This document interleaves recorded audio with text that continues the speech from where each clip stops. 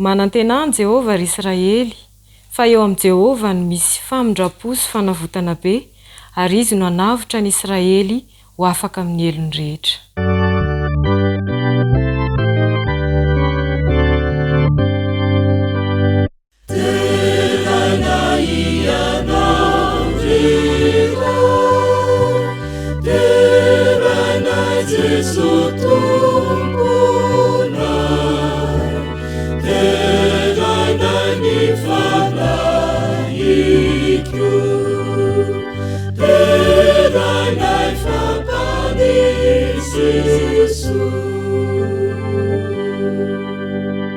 Ivavaka isika.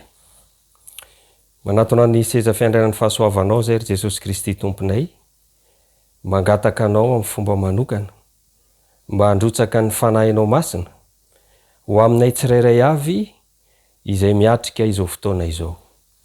Engane amin'ny fomba manokana, mba hiditra an-tsehatra amin'izay rehetra manaraka n'izao fandarana izao ianao, ka andre ny fampianarana, ny teny, ny fampaherezana avy aminao, izahay tsirairay avy. Amin'ny anaranao Jesosy sy misaotra Tompo. Amen.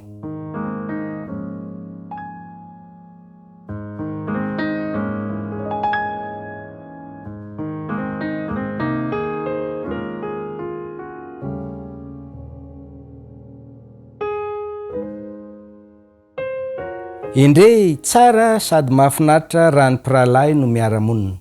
Tahaka ny diloilo tsara amin'ny loha, izay misororoka amin'ny somotra dia ny somotra arona, izay mitsororoka amin'ny morotongotra akanjony, tahaka ny ando any Hermona izay milatsaka amin'ny tendrombohitra Ziona. Fa voadidin' Jehovah eo ny fitahiana dia fiainana mandrakizay. Misaotra an'Andriamanitra isika no nindra fosin'ny fahasoavany, ka manome antsika indray izao andro sabata fitsaharan'izao. Ary faly miarabanao ny fiangonana Adventista amin'ny tanany andro fahafito, Ambohimiady Anambodirano, distrika Navaratetezana. Ary manasanao hiaraka eto itsika andray fitahim-panahy ahazahoana hery sy aina vaovao hiatrehantsika indray ny eo anoloana.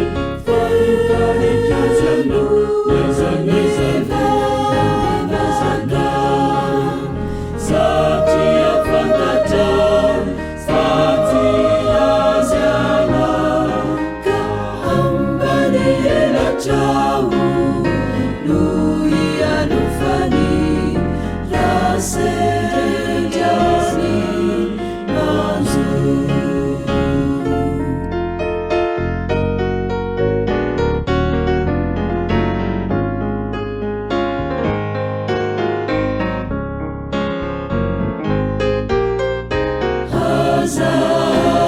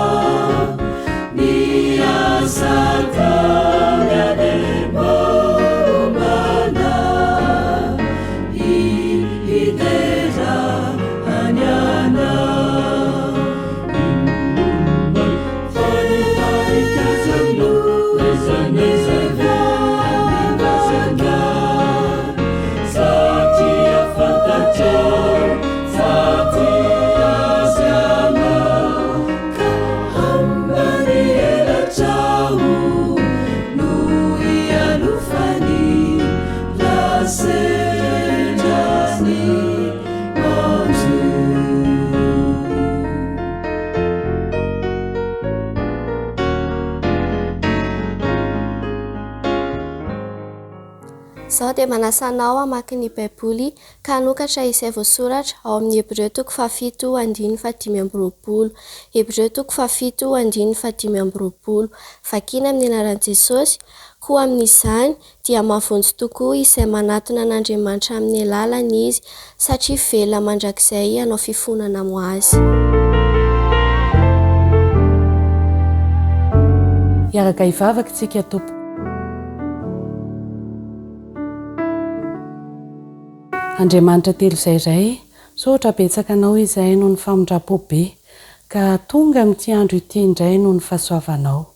Noho ny amin'ny teninao Jesosy hoe makanesa tsy amiko ianareo izay mavesatra etana, dia manantona anao am-pinoana izay Jesosy, mitondra ny mavesatra rehetra, na ny mavesatra fahotana izany, na ny mavesatra eo amin'ny toe-javatra izay mitrango eo amin'ny fiainanay.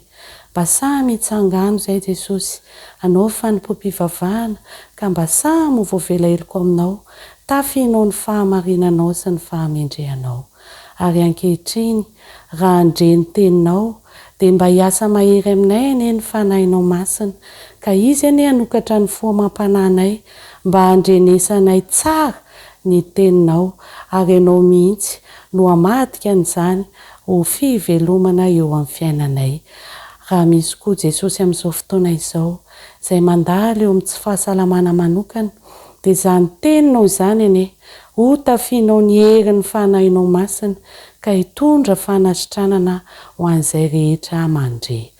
Raha hiteny ny mpanomponao, dia ianao mihitsy ane no hanome ny anjarandroa ny fanahinao masina, ka ianao no ampiteny ny vavany, ary ho tafampita ny teny rehetra izay nampitondrainao azy.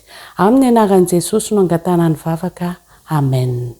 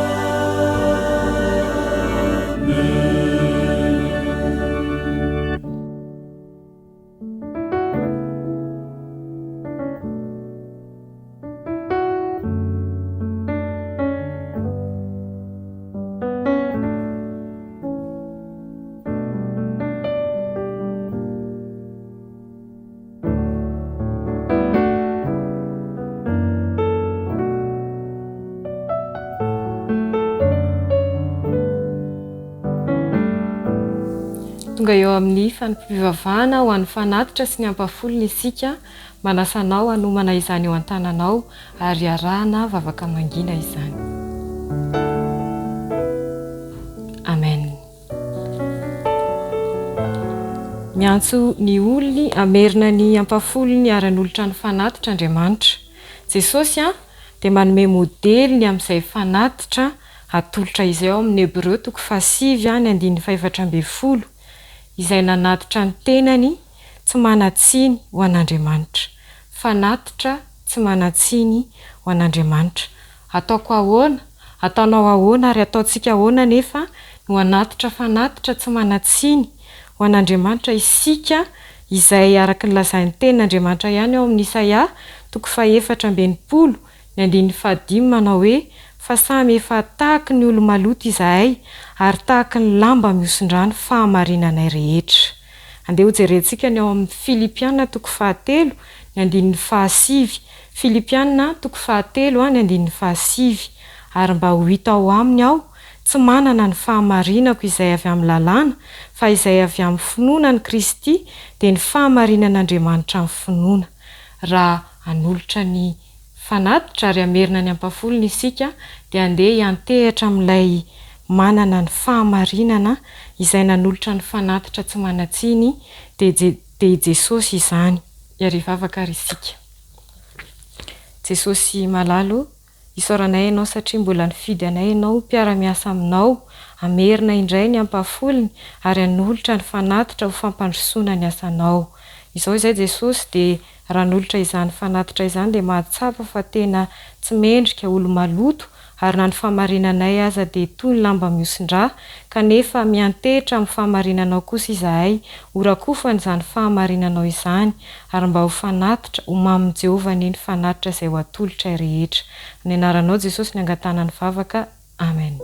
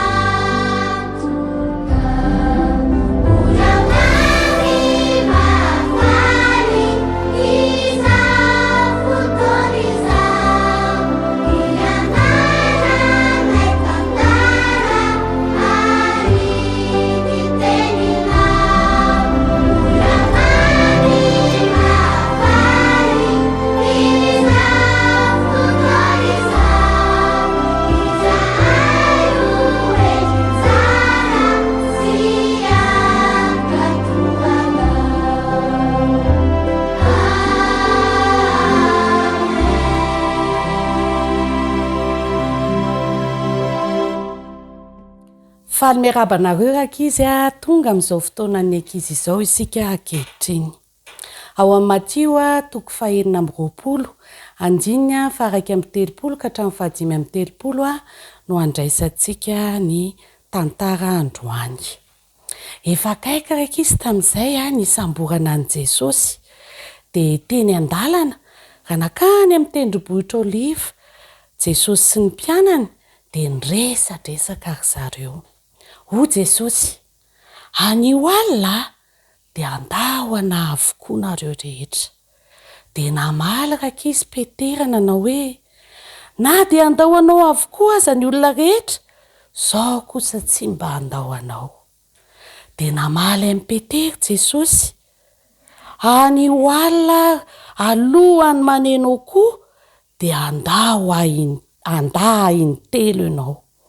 Dia namaly indray Petera rakizy nanao hoe na dia ho vonoina miaraka aminao azy ao dia tsy andahanao. Dia inona tokoa rakizy ny zavatra nitranga?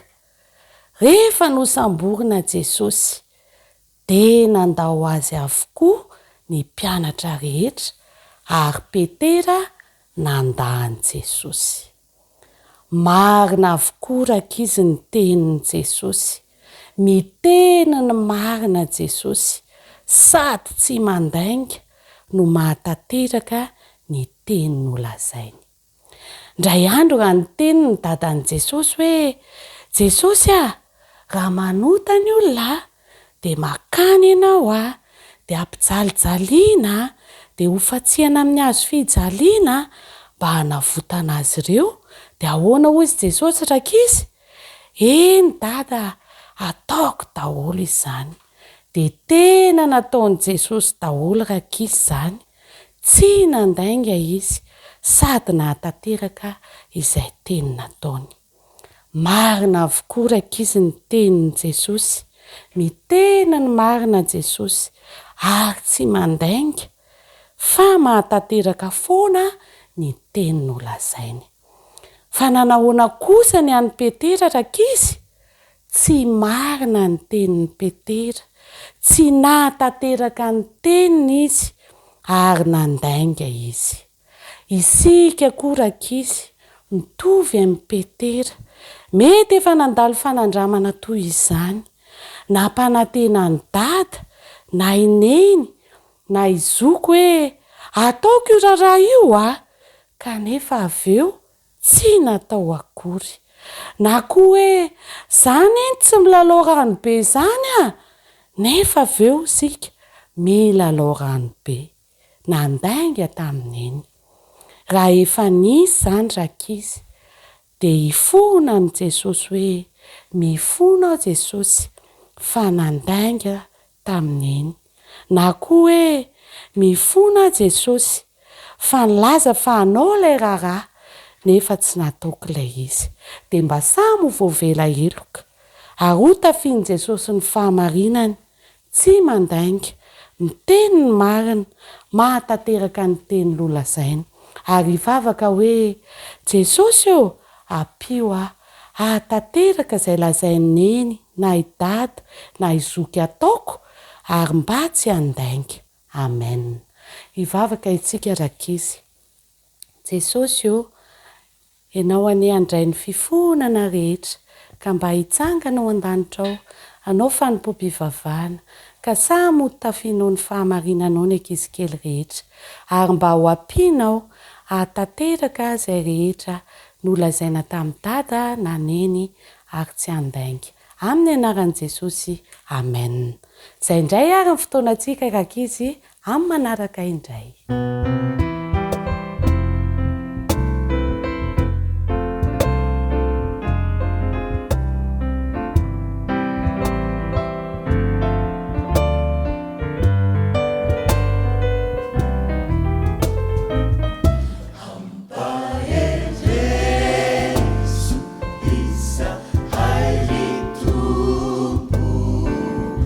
Eti anda,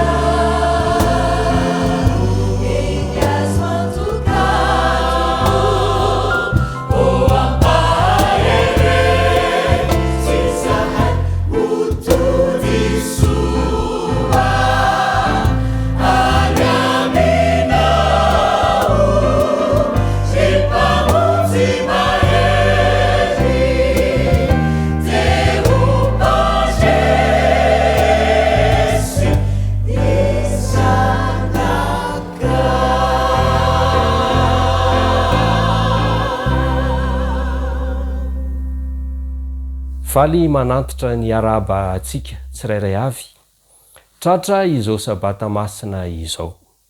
Amaky avetrany ny tenin'Andriamanitra isika arak'izay voasoratra ao amin'ny Jaona 4:40.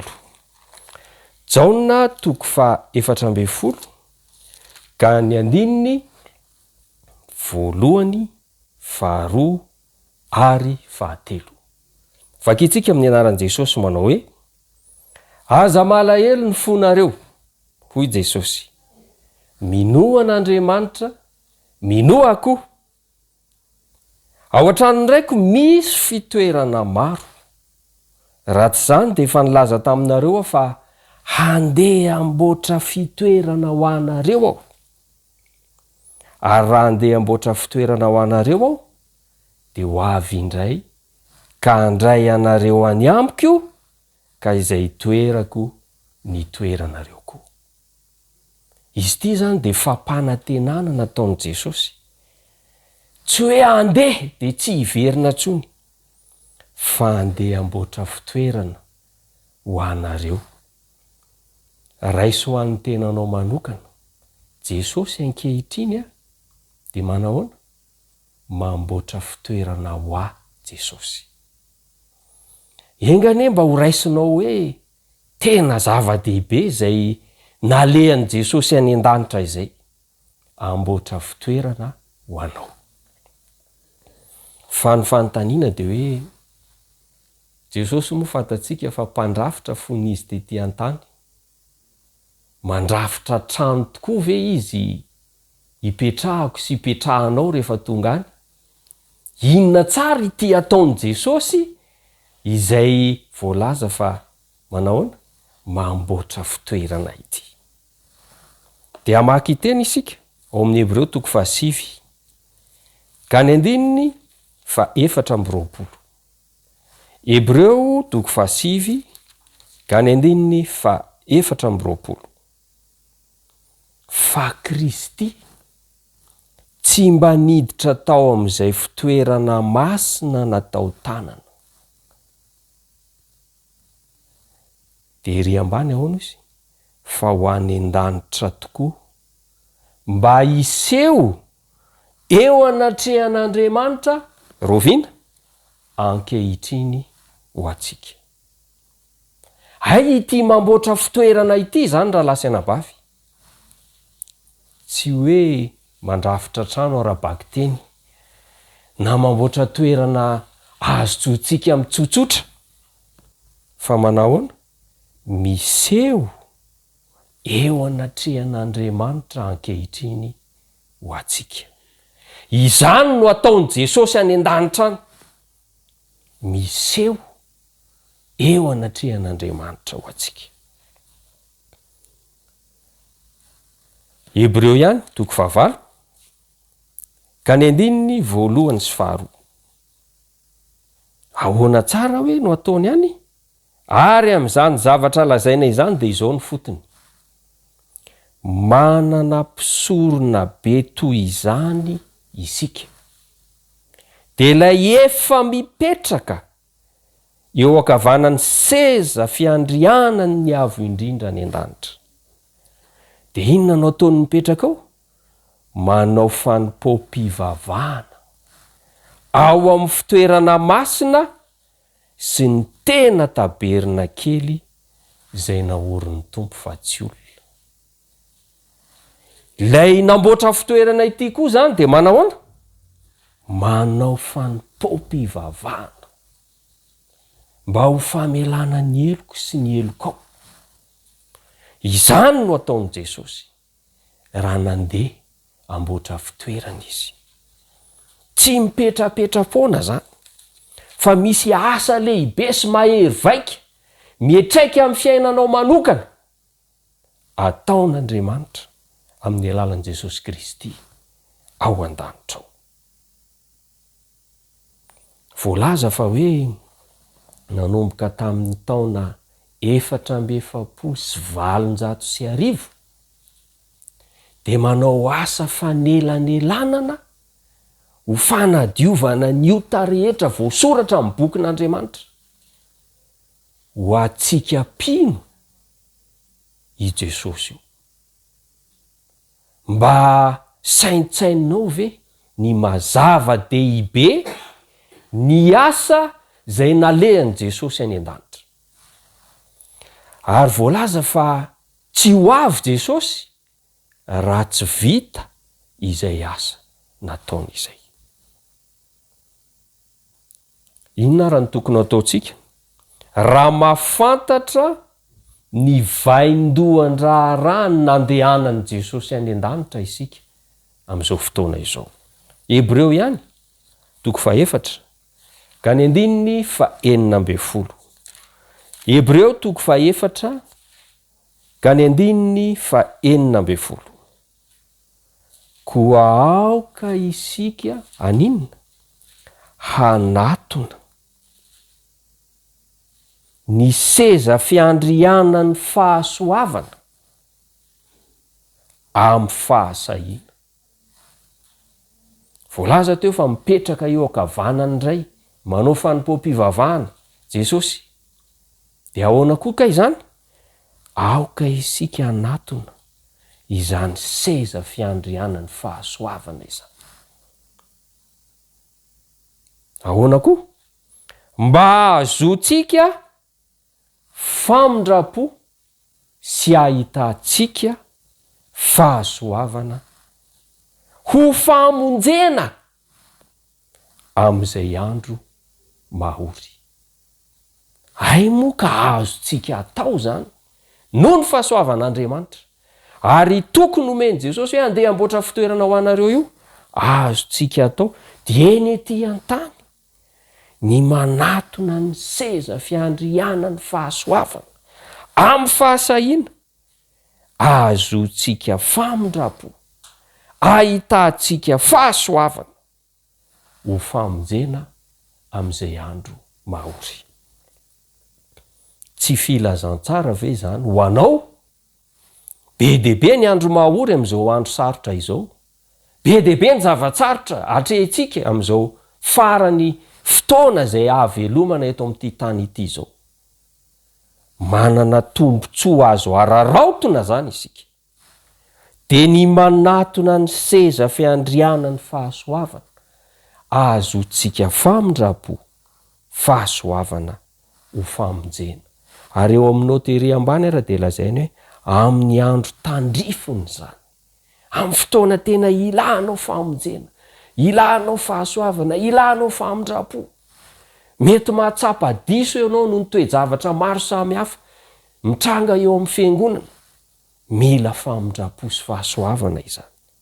Andro mahory izao, amin'ny tandrifony izany indrindra, dia azontsika atao ny manatona an' Jesosy. Ilay teny novakiana teo, Hebreo 7 ka ny 5:20. Raha natsona isika hanatona ny seza fiandrianany fahasoavana, dia Hebreo 7 ny 5:20. Ahoana izy?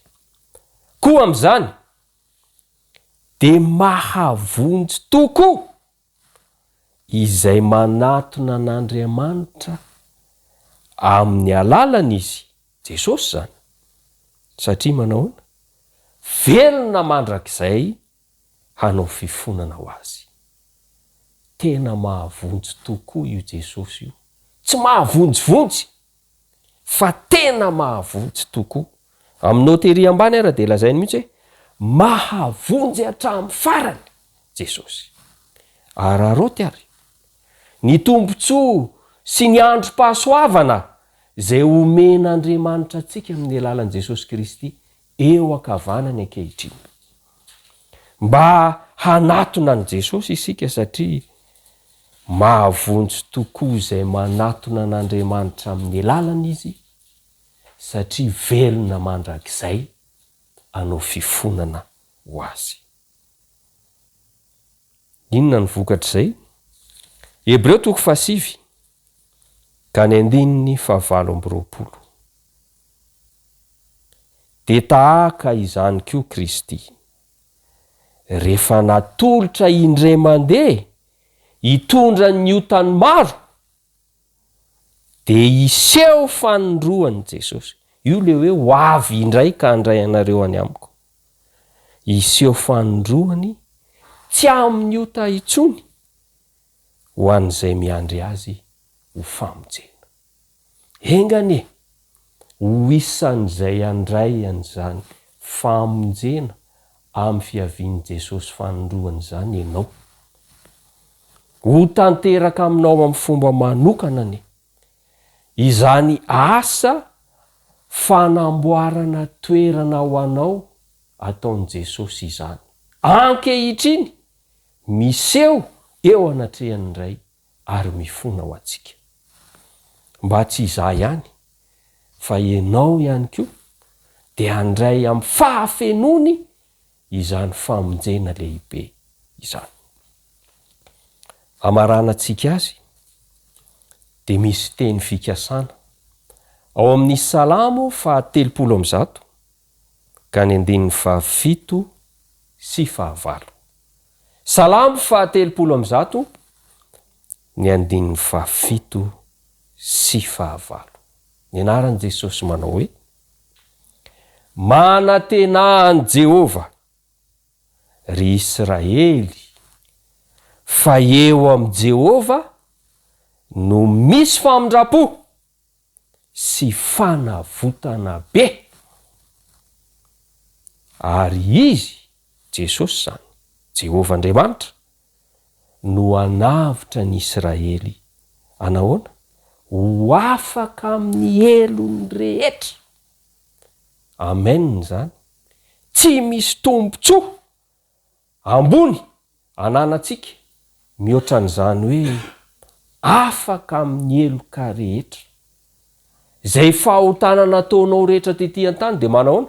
Afaka amin'izany ianao ary tsy misy fanamelohana ho anao noho izay fanamboarana toerana ataon'i Jesosy amin'ny fitoerana masina indrindra ny an-danitra ankehitriny ho anao izay.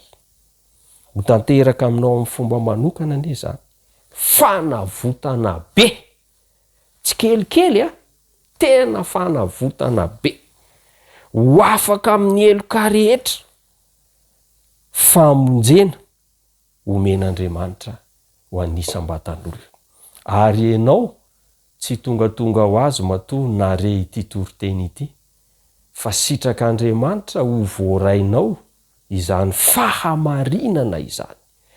Sitrak'Andriamanitra mba ho tsapanao hoe ay moa Jesosy lasa any an-danitra iny ka mamboatra fitoerana ho aho, ary zany fanamboarana fitoerana izany dia mba hatonga ho voavela eloka, andray fanavotana be. Ka dia ao an-danitra ao Jesosy dia mipetraka mitsangana manao fanompoam-pivavahana mba ho voavela ny eloko rehetra. Ho tanteraka aminao amin'ny fomba manokana ane izany fikasan'Andriamanitra lehibe izany. Ka raha ho avy Jesosy handray antsika indray dia hifankahita amin'ny fifaliana any amin'izany fiarahana amin'ny toerana namboarin'i Jesosy izany izao sy anao. Amen.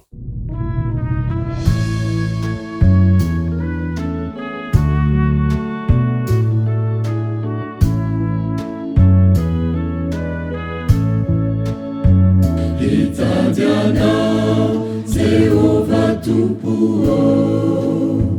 hipetrake anilanao, ravinare hahitanao toko, hialoka lokeo antratranao. Tompo ofidio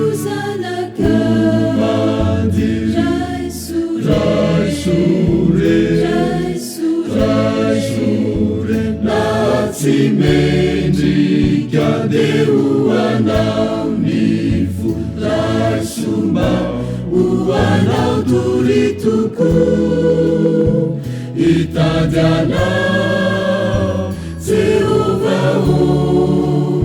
si miununa ratsewanilana.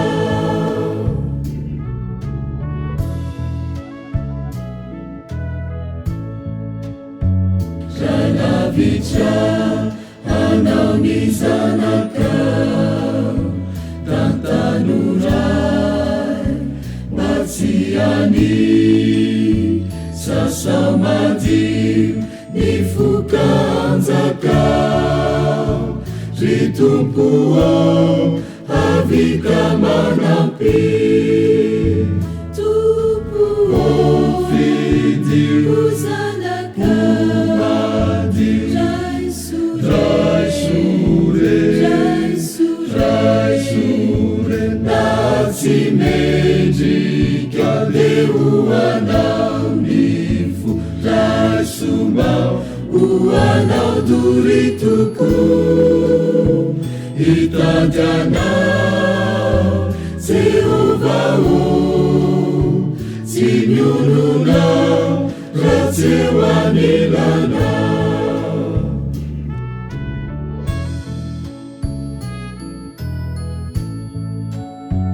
ry tompo ao mamonjy ny fanahy mba mitary ny zanakao ka atanjao ho tena lehilahy ho vononao irady ho anao tompo fidio zanakao madio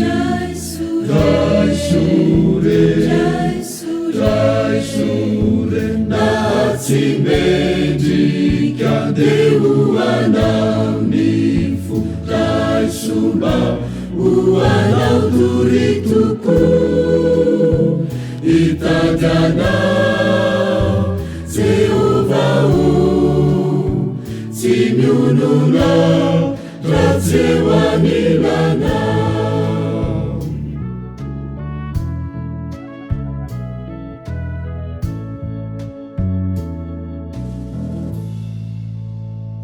hivavaka isika araka ny teninao ry tompo Andriamanitray ry Jesosy Kristy tomponay dia manatona ny seza fiandrianany fahasoavanao amin'ny fahasahiana izay miandrandra famindrapo sy fampaherezana ary famelan-keloka engane amin'ny fomba manokana ho tanteraka amiko sy amin'izay miaino an'izao fandaharana izao ny teny rehetra izay nomenao amin'ny anaranao Jesosy amen.